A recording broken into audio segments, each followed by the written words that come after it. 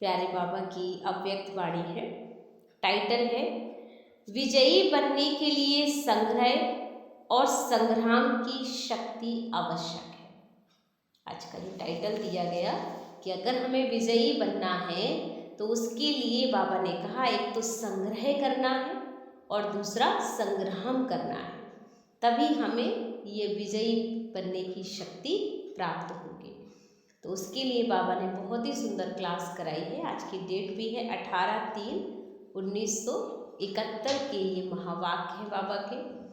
बाबा ने आज सबसे ज़्यादा हमें जो अटेंशन दिलाया है कि किस तरह से हमें संग्राम करना है और संग्रह करना है, संग्रह ज्ञान रत्नों का करना है और संग्राम हमें जो भी बुराइयां हैं उन पर संग्राम करना है, तब जाकर के हम विजयी आत्मा बन सकते हैं। तो इसको डिटेल से हम समझेंगे बाबा इस पे हमें क्या क्या अटेंशन दिलाने वाले हैं। आज बाबा ने कहा आज विशेष भट्टी वालों के लिए बुलाया है। बाबा ने किनको बुलाया है? भट्टी वालों को बुलाया है। भट्टी वालों ने क्या क्या धारणाएं की हैं वह देख रहे हैं। आज खास दो बातों की धारणाएं हरेक के इस साकार चित्र द्वारा देख रहे हैं। दो शक्तियों की धारणाएं बाबा देख रहे हैं कि कहाँ तक हरेक ने अपनी यथाशक्ति धारणा की है। वह दो शक्तियां कौन सी देख रहे हैं बाबा? तो बाबा ने कहा एक तो संग्रह करने की शक्ति है और दूसरी संग्राम करने की शक्ति है। दोनों शक्ति क्लियर की बाबा ने। तो संग्रह करने की शक्ति भी अति आवश्यक है। तो जो भी भट्टी में ज्ञान रत्नों की धारणा मिली है उसको बुद्धि में संग्रह रखना और इस संग्रह करने से ही लोग संग्रह कर सकेंगे। जब अपने अंदर बाबा ने कहा कि इस भट्टी से जो बाबा की भट्टी में आए हैं तो ज्ञान रत्नों की धारणा जो मिली है उसको बुद्धि में संग्रह रखना है, माने उसका संग्रह इकट्ठा करके ज्ञान को अपने जीवन में उतारना है। तो संग्रह रखना और इस संग्रह करने से ही लोक संग्रह भी कर सकेंगे। इसलिए संग्रह करने की और फिर संग्राम करने की शक्ति दोनों ही जरूरी है। दोनों शक्तियां धारणा की हैं, क्वेश्चन मार्क है बाबा का कि क्या सभी भाई बहनों ने ये जो संग्रह करने की शक्ति और संग्राम करने की शक्ति दोनों धारणा की है। तो बाबा ने कहा कोई भी कमी होगी तो कमी वाला कभी भी सदा विजयी नहीं बन सकता है। जिसमें जितनी संग्रह करने की शक्ति है उतनी ही संग्राम करने की भी शक्ति रहती है। दोनों शक्तियां धारण करने के लिए भट्टी में आए हो तो शक्ति स्वरूप बने हो, लेकिन भट्टी से कौन सा वरदान प्राप्त किए हैं? तो भक्ति मार्ग में वरदान देते हैं ना पुत्रवान भव। जो बाबा की भट्टी में आए हैं तो बाबा कहते हैं यहाँ वरदान मिलता है पुत्रवान भव, धनवान भव। लेकिन इस भट्टी से क्या मुख वरदान मिला है? शिक्षक बने हो व मास्टर वरदाता भी बने हो। एक वरदान मिला है शक्तिवान भव। दुनिया में तो पुत्रवान भव, धनवान भव वरदान मिल जाएंगे, लेकिन भगवान ने हमें वरदान दिया बच्चे शक्तिवान भव। दूसरा वरदान मिला सदैव अव्यक्त एक रस अवस्था का। तो इन दोनों वरदानों में से दोनों ही बातें समाई हुई हैं। दोनों वरदानों में दोनों बातें समाई हुई हैं। ये दोनों ही वरदान प्राप्त करके संपत्तिवान बनकर अपना प्रैक्टिकल सबूत दिखाने लिए जाना है। ऐसे नहीं समझना घर जा रहे हैं व अपने स्थान पे जा रहे हैं, लेकिन जो शक्तियां व वरदान लिए हैं उन्हों को प्रैक्टिकल करने के लिए विश्व स्टेज पर जा रहे हैं। कहाँ जा रहे हैं हम? विश्व के स्टेज पे जा रहे हैं। ऐसे समझना है। स्टेज पर एक्टर को कौन सी मुख्य बातें ध्यान में रहती हैं? अटेंशन और एक्यूरेसी। जो एक्टर होता है जब एक्टिंग करने के लिए जाता है तो उसको दो बातें कौन सी ध्यान रखनी होती हैं? तो बाबा ने कहा एक तो उसे अटेंशन रखना पड़ता है हर एक एक्टिविटीज़ पर, दूसरा एक्यूरेसी भी उसे रखनी पड़ती है। ये दोनों बातें याद रहती, ऐसे ही आप लोग भी जब अब स्टेज पर एक्ट करके बाप दादा को प्रत्यक्ष करने के लिए जा रहे हो तो ये दोनों ही बातें याद रखना। एक, हर सेकंड हर संकल्प में अटेंशन और एक्यूरेट बनना। क्या बात याद रखेंगे? अटेंशन और एक्यूरेट बनना है। ये दो बातें बच्चे पक्का करेंगे, नहीं तो बाप दादा को प्रत्यक्ष करने का श्रेष्ठ पाठ बजा नहीं सकेंगे। तो अब समझा क्या करने जा रहे हो? बाप दादा को प्रत्यक्ष करने का पाठ प्ले करने जा रहे हो। ये लक्ष्य रख के जाना, जो भी कर्म करो पहले यह देखो कि इस कर्म द्वारा बाप दादा की प्रत्यक्षता होगी। हर कर्म में हमें ये चेक करना है, कहीं इस कर्म से बाबा की कोई डिसेवा तो नहीं हो रही है। हमारे सभी कर्म से बाबा की प्रत्यक्षता हो रही है, कहीं कुछ गड़बड़ ना हो जाए, ये खुद में बात करेंगे। ऐसे भी नहीं कि सिर्फ वाणी द्वारा प्रत्यक्ष करना है, लेकिन हर समय के हर कर्म द्वारा प्रत्यक्ष करना है। संकल्प से भी, वाणी से भी, कर्म से भी बाबा को हमें प्रत्यक्ष करना है। ऐसे प्रत्यक्ष करो जो सभी आत्माओं के मुख से ये बोल निकले, यह तो एक एक जैसे साक्षात बाप के समान है। आपको देख करके ये कहें कि ये जो बच्चे हैं ना भगवान के, ये तो बिल्कुल भगवान का ही स्वरूप बन गए, बाप समान बन गए हैं। तो आपको देख कर ना ऐसे बाप समान देखें। तो बाबा ने कहा, जब आपको देखकर बाप समान देखेंगे तो जैसे साक्षात बाप के समान है। आपका हर कर्म जैसे दर्पण बन जाए। आपको देख करके हर आत्मा मुझे महसूस करे जैसे कि ये तो एक दर्पण है। जिस दर्पण से बाप दादा के गुणों और कर्तव्यों का दिव्य रूप रूहानियत का साक्षात्कार हो। लेकिन दर्पण कौन सा बन सकेंगे? बाबा ने कौन से बच्चे दर्पण बन सकेंगे? क्योंकि आपको दर्पण में जैसे हम देखते हैं ना, वो सारा चीज़ हमें दिखाई दे जाती है। हम कैसे हैं, कैसे पहने हैं, क्या है, सही है, कुछ लगा तो नहीं चेहरे पर। तो दर्पण में जैसे हमें सारी चीज़ें अपने चेहरे की दिखाई देती हैं, वैसे ही बाबा का कहना है कि आपको अपने दर्पण में, अपनी जो बुद्धि रूपी दर्पण है आपका, इसमें बाबा की सारी चीज़ें दिखाई दे जाएं आपके जीवन चरित्र से कि सच में तो भगवान का स्वरूप है, भगवान का रूप दिखाई पड़े आपको, आपका रूप नहीं दिखाई दे लोगों को। ये दिखे कि ये तो सच में परमात्मा के ही बच्चे हैं, कितने नेक बंदे हैं, इनका व्यवहार कितना अच्छा है, इनका बोलचाल कितना अच्छा है। तो आपके रूप को देख करके बाबा की प्रत्यक्षता हो जाए, तब कहेंगे बाप समान, माने साक्षात बाप समान बन गए। तो बाबा ने कहा दर्पण कौन सा बन सकेंगे? जो ना सिर्फ संकल्पों को लेकिन इस देह भान को भी अर्पण करेगा, वही बच्चा दर्पण बनेगा। तो पहला क्या अर्पण करना है हमें? देह अभिमान का बाबा के आगे अर्पण कर दो। ये देह भान रखती मात्र भी हमें अपनी ओर ना खींचे। तो बाबा ने कहा देह भान को अर्पण करना है, उसका हर कर्म दर्पण बन जाता है। जैसे कोई चीज अर्पण की जाती है तो फिर वह अर्पण की हुई चीज अपनी नहीं समझी जाती। तो इस देह के भान को भी अर्पण करने से जब अपनापन मिट जाता है तो लगाव भी मिट जाता है। कोई चीज़ दे दी है बाबा को तो फिर उसमें कोई भी हमारा लगाव नहीं रह जाता, सब कुछ दे दिया, सब कुछ बाबा तेरा तेरा तुझको अर्पण, क्या लागे मेरा। अभी तो महाशिव जयंती चल रही है तो हम सब रोज़ लोगों को सिखा रहे हैं ये ना, सब कुछ बाबा पे अर्पण कर दो, बाबा को समर्पित कर दो, कुछ भी मेरा नहीं है, सब कुछ भगवान को चढ़ा दो, ये मैं की बलि चढ़ा दो, रोज़ सुनाते हैं। तो बाबा ने कहा बच्चे ये देह भान को जो है ना पूरी तरह से अर्पण करना है। जब अपनापन मिट जाता है तो लगाव भी मिट जाता है, क्योंकि जब हमने अर्पण कर दिया तो मेरा कुछ भी नहीं है, सब कुछ बाबा का है और बाबा को दे दिया तो फिर किसी चीज़ से हमारा कोई भी आकर्षण या लगाव नहीं रहता है। ऐसे समर्पण हुए हो ऐसे समर्पण होने वालों की निशानी क्या रहेगी? एक तो सदा योगयुक्त होंगे, दूसरा सदा बंधन मुक्त होंगे। योग युक्त भी बनना है और साथ में बंधन मुक्त भी बनना है। तो जो योग युक्त होगा वह बंधन मुक्त जरूर होगा।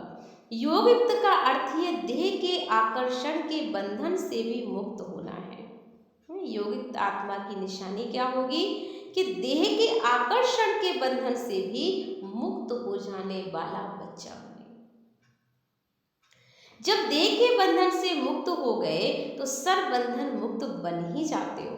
तो समर्पण अर्थात योगिक और सर्व बंधन मुक्त बन जाओ। कितनी सुंदर बात कही बाबा ने। समर्पण का मतलब ही है कि बुद्धि से भी बाबा के आगे अर्पण हो जाना है। माने कुछ भी हमें ना सोचना नहीं है।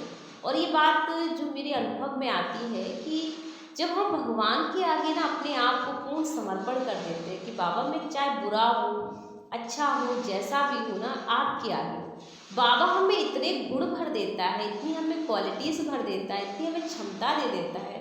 क्योंकि जब हम बाबा के आगे अर्पण होते हैं ना तो बाबा को भी पता है ना इस बच्चे से मुझे क्या कराना। इसलिए मैं समझती हूँ कि बाबा को अपना सब कुछ दे दो, सौंप दो। जब आपको लगे कि हमसे कुछ होने वाला नहीं है, हम ये काम कर पाएंगे या नहीं कर पाएंगे, तो उस वक्त बाबा को समर्पण कर दो। बाबा ये सब कुछ आपके आगे अर्पण है, आप मुझे जैसे चलाओगे ना, जैसे रखोगे, जहाँ रखोगे, जो मुझसे करवाओगे, तो बाबा इतना गुणवान बना देगा, इतना हमें कला वाला बना देगा, हमने सोचा भी नहीं होगा। इसलिए हमेशा अपने आप को इतना बाबा के आगे अर्पण करो, समर्पण कर दो कि कभी भी हमें कोई संकल्प चलाने की ज़रूरत ना पड़े। सब कुछ बाबा तेरा, तेरा तुझको अर्पण है, मेरा कुछ भी नहीं है। तो बाबा ने कहा ऐसे बंधन मुक्त बन जाओ। ये निशानी अपनी सदा कायम रखना। अगर कोई भी बंधन युक्त होंगे तो योगयुक्त नहीं कहलाएंगे। जो योगयुक्त होगा तो उनकी परख यह होगी कि जो उनका हर संकल्प हर कर्म योग युक्त हो जाएगा। बाबा का हर एक बच्चा योग युक्त बन जाएगा। क्योंकि जो भी युक्तियां सर्व प्रकार की मिली हैं उन युक्तियों की धारणाओं के कारण युक्ति युक्त और योगयुक्त रहेंगे। समझा? परख की निशानी। इससे अपने आप को समझ सकते हो कि कहाँ तक पहुँचे हैं। इसलिए कहा कि संग्रह और संग्राम की शक्ति दोनों भर के जाना। इस ग्रुप को बाबा ने क्या कहा? एक तो संग्रह करना है, दूसरा संग्राम करना। ये दोनों शक्तियां हमें इस भट्टी से भरनी है अपने अंदर। रिजल्ट फिर देखेंगे बाबा। रिजल्ट क्या देखी कि सर्टिफिकेट मिला।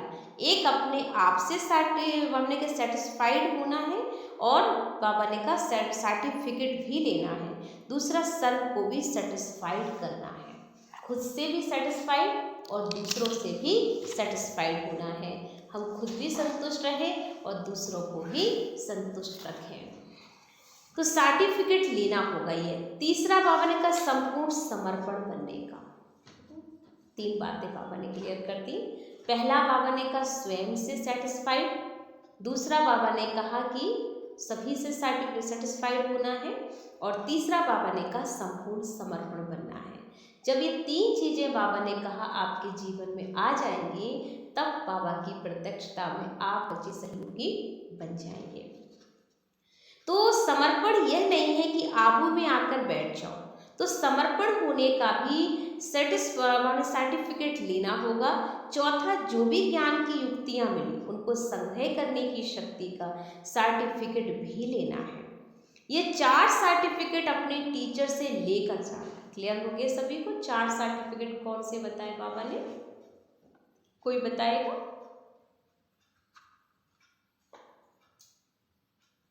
चार सर्टिफिकेट बाबा ने क्लियर किए हैं जो हमें लेना है।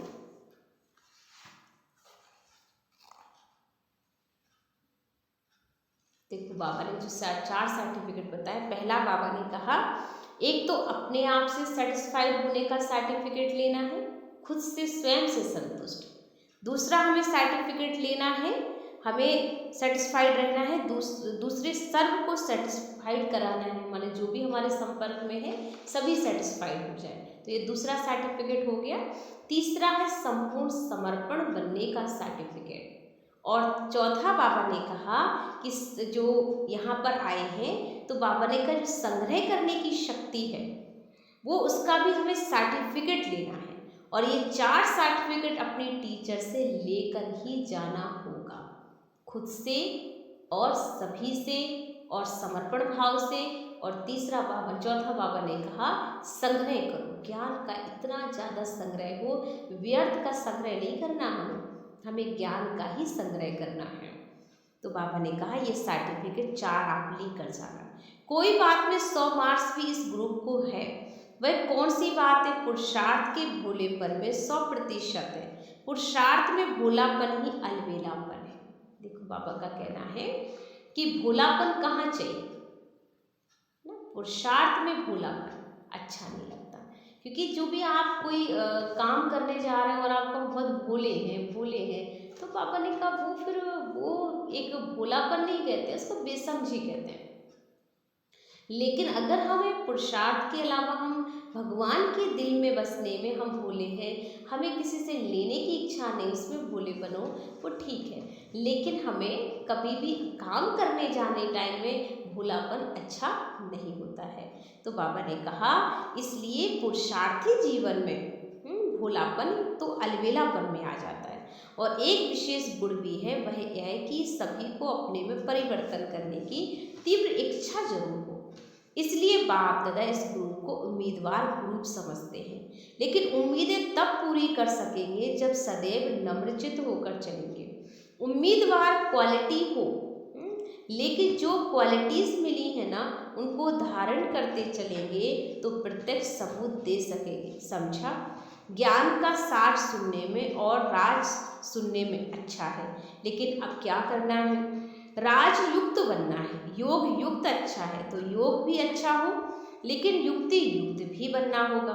फिर से सुन ले, ज्ञान का सार सुनने में और राज सुनने में अच्छा है।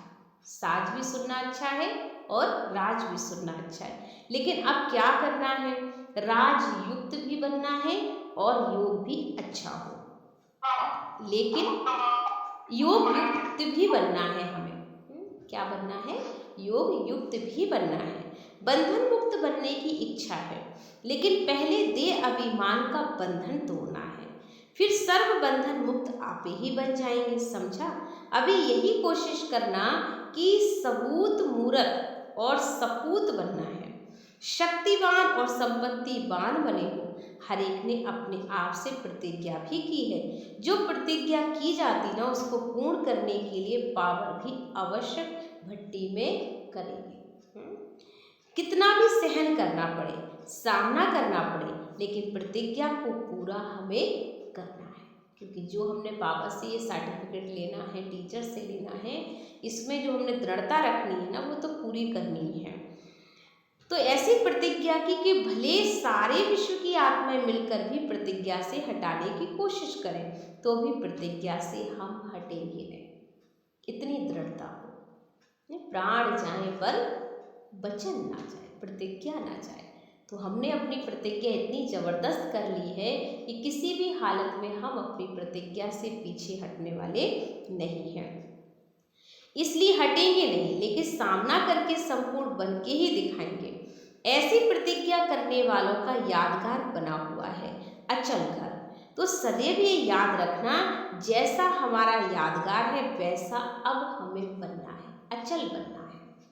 कोई हमें कितना भी हिलाने की कोशिश करे, हमारे मार्ग से हमें रोकने की कोशिश करे, लेकिन हमें किसी भी हालत में हिलना नहीं है, हमें कहीं रुकना नहीं है, हमें अपनी मंजिल पर पहुंचना ही है। तो बाबा ने कहा यादगार वैसा ही बनना है। ये तो सहज है ना। स्थूल निशानी को याद रखने से नशा और निशाना याद रहेगा। ये जरूर अपने को समझना है कि सारे विश्व से चुने हुए हम विशेष आत्माएं हैं।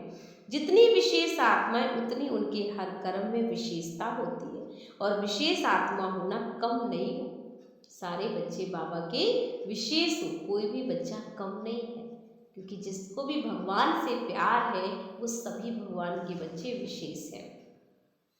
सभी मधुबन निवासियों को अपने को प्रैक्टिकल विशेष आत्माएं दिखा करके अपने इस ग्रुप का नाम वाला करना है। ऐसा ही लक्ष्य रखना है, कहेंगे कम लेकिन करके दिखाएंगे ज़्यादा, है ना। क्योंकि अब टाइम ना कहने वाला नहीं है, अब करके दिखाने वाला है। तो हम ये बात ना करें हमने ये लक्ष्य रखा है, हम ऐसा बनेंगे, हम ये करेंगे, गे वाला काम नहीं होना चाहिए। अब बाबा का कहना है हम कहेंगे कम करेंगे ज़्यादा, करके दिखाएंगे। आपके इस ग्रुप की ये विशेषता देखेंगे, स्टेज पे जाकर ऐसा पार्ट बजाना तो सभी वंस मोर करें, एक बार और करें। कितनी अच्छी बात कही बाबा ने कि बच्चे ऐसा पार्ट बजाओ कि सभी कहें वंस मोर, एक बार और, एक बार और, बार बार आपके रोल को देखना चाहे, सुनना चाहे आपसे, तो बाबा ने कहा वंस मोर करें। समझा। आपकी नियमित टीचर आपके ग्रुप को बार बार निमंत्रण दे और ग्रुप्स को एक एग्जाम्पल बन के दिखाना है। कोई अच्छा कर्म करके जाता ना तो बार बार याद आता है, तो यह ग्रुप भी ऐसा कमाल करके दिखाए जो सभी कहें once more, once more, once more. तो आप सब जितने भी बाबा के रतन हो, आप सब इतने स्पेशल हो जिनके अंदर पुरुषार्थ की जीवन में एक उद्देश्य बन गया है, कुछ बनना है, कुछ करना है, मंथन करना है, व्यर्थ से हमें बिल्कुल दूर रहना है। तो ऐसे बच्चे जो व्यर्थ से संपूर्ण मुक्त है, जिनके जीवन में हर टाइम वंस मोर का संकल्प है, तो बाबा कहते हैं उनको देखने वाले भी कहेंगे वंस मोर। तो ऐसा बनना है। तो बाबा ने सारांश यही दिया आज हमें कि जो देह अभिमान को अर्पण करेगा उसका हर कर्म दर्पण बन जाएगा।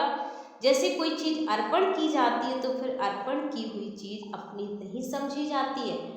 तो इस देह के भान को भी अर्पण करने से जब अपनापन मिट जाता है तो लगाव भी मिट जाता है। तो किसी भी चीज़ से हमें कोई लगाव नहीं रखना है, सब कुछ बाबा के आगे अर्पण कर देना है, क्योंकि दर्पण ही अर्पण होगा। तो दर्पण बन जाओ बाबा समान, तो फिर हम बाबा के आगे पूर्ण अर्पण हो जाएंगे। और अर्पण क्या करना है, बाबा ने कहा जो कुछ भी ये तन देह भान है ना, ये सब बाबा के आगे हमें बलि चढ़ा देना है, स्वाहा कर देना है। बाबा मेरा कुछ भी नहीं है, जो कुछ भी बाबा सब कुछ तेरा, तेरा तुझको अर्पण है। तो ये थे बाबा के आज के मधुर महावाक्य, जिसमें हमने इतनी सारी बातें बाबा से सीखी। ओम शांति।